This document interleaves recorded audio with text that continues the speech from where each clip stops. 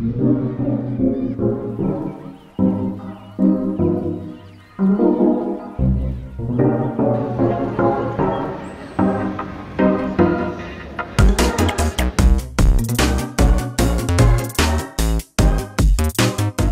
le nouveau public, c'est déjà, ça fait super plaisir, et là on déménage effectivement au Palais des Congrès, donc beaucoup plus grand, et c'est top, oui.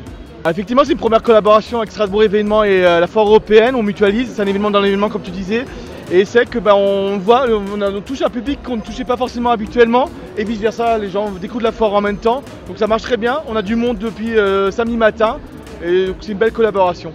Alors effectivement, même si on grandit, on déménage, on essaie de garder l'ADN du festival finalement, de pouvoir se rencontrer, de découvrir à taille humaine on va dire, de pouvoir jouer comme on veut aussi et de rencontrer nos invités aussi.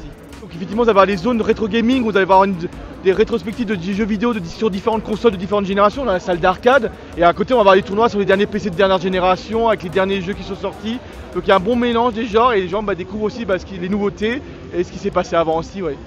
Et en fait, au fur et à mesure, on voit que l'évolution du jeu vidéo a grandi.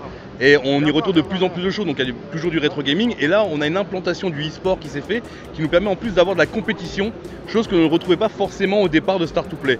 Donc là, on est sur une véritable évolution de l'événement. On voulait vraiment rester dans le local, clairement, parce que, comme dit encore une fois, tous les acteurs qui sont présents sur le festival, nous les connaissons tous. Et c'est ce qui nous fait vraiment cette force à Strasbourg. Et alors, plutôt que de partir sur une agence de com, parce qu'on le sait comme ça marche, qui vient s'implanter à Strasbourg et qui nous donne une convention qui est déjà existante, il n'y a aucun intérêt. Nous, ce qu'on voulait faire, c'est vraiment mettre en avant les Strasbourgeois en priorité sur notre événement.